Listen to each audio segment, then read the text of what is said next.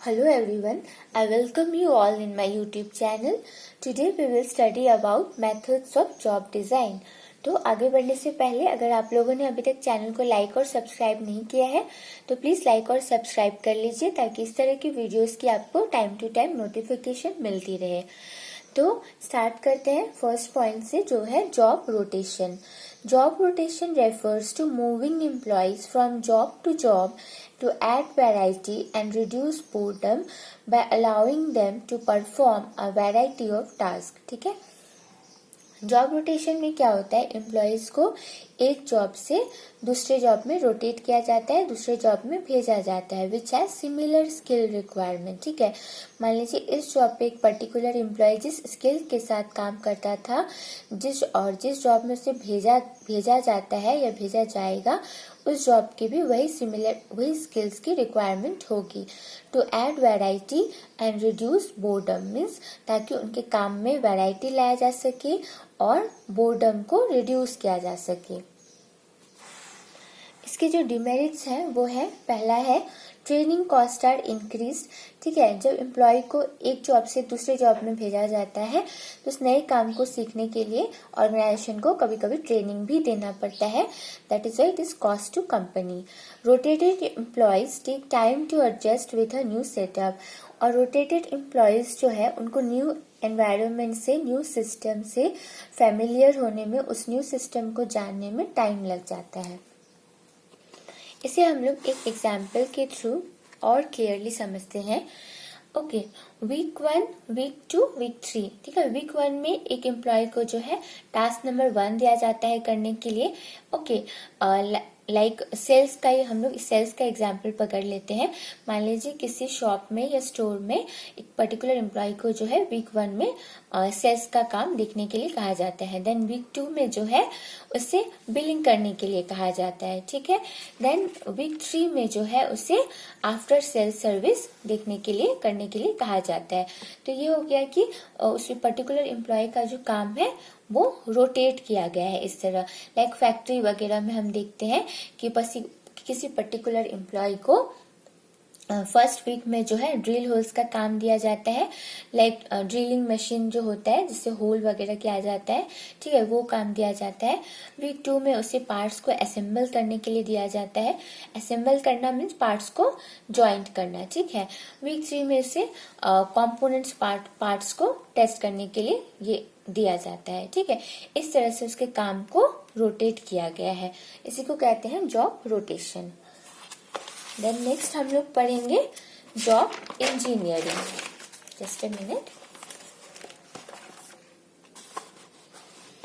Job engineering focuses on the tasks to be performed, methods to be used, workflows among employees, layout of the workplace, performance standards, and interdependencies among people and machines। Job engineering में क्या focus किया जाता है कि क्या क्या task perform होने वाले हैं, कौन कौन से मेथड्स यूज होने वाले हैं, एम्प्लॉयज का जो वर्क फ्लो है वो कैसा है, वर्क प्लेस का लेआउट कैसा है, डिजाइन कैसा है, परफॉर्मेंस स्टैंडर्ड्स क्या क्या बनाए जाने हैं, और इंटरडिपेंडेंसी मतलब पीपल और मशीन्स का जो इंटरडिपेंडेंसीज है, ये सब चीजें यहाँ पे फोकस की जाती हैं जॉब इंजीनियरिंग में। Then comes job enlargement. Okay, job enlargement refers to the expansion of the number of different tasks performed by an employee in a single job। Job enlargement में क्या होता है, बेसिकली एम्प्लॉयज का जो task है और duties है उसको बढ़ा दिया जाता है, बस और कुछ नहीं। मान लीजिए अभी एक एम्प्लॉय इस पोजीशन पे काम कर रहा है, ठीक है, और क्या काम कर रहा है तो उसका पोजीशन यहीं पे रहता है, पोजीशन कहीं चेंज नहीं होता है, बस उसका जो एक्स्ट्रा टास्क है और एक्स्ट्रा ड्यूटीज है उस चीज को बढ़ा दिया जाता है। ठीक है, in a single job means in a single job एक पर्टिकुलर एम्प्लॉय को ये वाला काम भी करना है और ये काम भी करना है। ठीक है, it adds somewhat similar tasks to the existing job so that it has more variety and be more interesting। ठीक है, सिमिलर तरह के काम को इसमें ऐड किया जाता है ताकि काम में वैरायटी लाया जा सके और काम को इंटरेस्टिंग बनाया जा सके। ठीक है, इसे एक एग्जाम्पल के थ्रू अब हम लोग समझते हैं। Employee 1, employee 2, employee 3। अब देखिए किस तरह से इनके जॉब्स को जो है वो इनलार्ज किया गया है। इनका टास्क क्या क्या है, ड्रिल होल्स का काम भी देखना है, असेंबल पार्ट्स को भी टेस्ट करना है। ठीक है, इसका भी वही काम है, ड्रिल होल्स भी देखना है, असेंबल पार्ट्स को भी टेस्ट करना है। मीन्स इनका जो जॉब्स है उसको, उसके जॉब्स के टास्क को, ड्यूटीज को एनलार्ज किया गया है। ठीक है, then and enlarged jobs can motivate an individual for following reasons। पहला क्या है, टास्क वैरायटी। अब टास्क वैरायटी क्या होता है, increasing the number of tasks to be performed can reduce the level of boredom। ठीक है, अब कभी कभी क्या होता है, एम्प्लॉयज जो है एक ही काम को करते करते बोर हो जाते हैं। ठीक है, तो जब टास्क को बढ़ा दिया जाता है, ड्यूटीज को, एक दो काम को, तो क्या होता है, बोर्डम रिड्यूस हो जाता है। ठीक है, उस काम में इंटरेस्ट आने लगता है। Then meaningful work modules. Okay, frequently jobs are enlarged so that one worker completes a whole unit of work or a major portion of it। ठीक है, आजकल अभी जो है जॉब्स को इसलिए भी इनलार्ज किया जाता है ताकि एक पर्टिकुलर एम्प्लॉय जो है एक यूनिट और एक पूरा काम कर सके, और अगर पूरा काम नहीं भी तो एटलीस्ट उसका मेजर पोर्शन भी कर सके। इससे क्या होता है, एम्प्लॉयज को जो है अपने आप में एक सेटिस्फैक्शन मिलता है कि हमने इतना कंट्रीब्यूट किया है इस काम के लिए। ठीक है, then ability utilisation. Here, workers derive greater satisfaction from jobs that utilize their physical and mental skills and abilities better। ठीक है, वर्कर्स को जो है ज्यादा सेटिस्फेक्शन मिलता है जब उनका अगर कोई स्किल है, ठीक है, स्पेशल स्किल या फिजिकल स्किल या मेंटल स्किल्स, ठीक है, उनका जब स्किल्स को वो लोग ठीक से यूटिलाइज कर पाते हैं तब जो है वर्कर्स को ग्रेटर सेटिस्फेक्शन मिलता है। वो अपने काम को और सही तरीके से कर पाते हैं। ठीक है, इंजॉय कर पाते हैं काम को, बोर नहीं होते हैं। ये तो हो गए इसके मेरिट्स। अब आगे बढ़ते हैं, इसके डिमेरिट्स क्या क्या हैं। ठीक है, workers require additional training for new enlarged task. ठीक है, एनलार्ज टास्क के लिए, नए काम के लिए जो है वर्कर्स को एडिशनल ट्रेनिंग की जरूरत पड़ती है, and this is cost to company.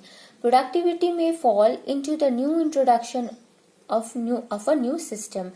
ठीक है, जब एम्प्लॉयज एक नए सिस्टम में काम करने के लिए जाते हैं तो उस नए सिस्टम से फेमिलियर होने में उनको टाइम लगता है।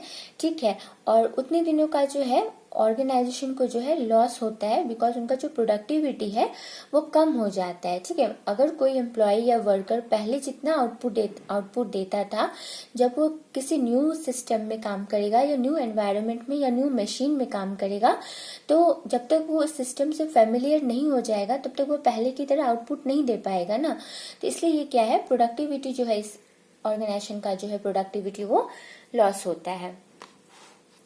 Then unions argue for increased pay because of increased workload। Yes, जब वर्कलोड इंक्रीज होता है तो यूनियंस जो है वो आर्ग्यू करते हैं कि उनका जो पे है उसको बढ़ाया जाए। ठीक है,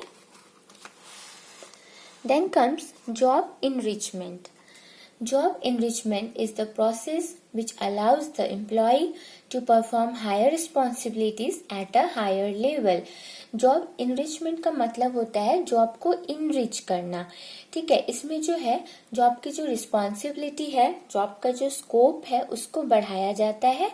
ओके, रिस्पॉन्सिबिलिटी मिलती है पर उसको हायर लेवल पे मिलती है। जॉब एनलार्जमेंट में हम लोगों ने बेसिकली क्या पढ़ा कि जो एक्स्ट्रा टास्क और ड्यूटीज दिए जाते हैं उसी लेवल पे, सिंगल जॉब पे ही उसको एक्स्ट्रा टास्क और ड्यूटीज बढ़ाए जाते हैं। जॉब इनरिचमेंट में क्या होता है, ठीक है, कि अगर कोई यहाँ काम कर रहा है तो अब वो यहाँ काम करेगा। ठीक है, इसको बोलते हैं इनरिच करना। ठीक है, यहाँ पे हायर रिस्पॉन्सिबिलिटीज मिलती है but at a higher level. It provides the opportunity for achievement, recognition and promotion. हाँ, जब कोई यहाँ से यहाँ काम करेगा उसको अचीवमेंट मिलेगी, रिकॉग्निशन मिलेगी, सब उसे कंपनी में, ऑर्गेनाइजेशन में पहचानेंगे। ठीक है, job enrichment is a vertical expansion. Job enrichment जैसे कि मैंने पहले कहा, it is a vertical expansion.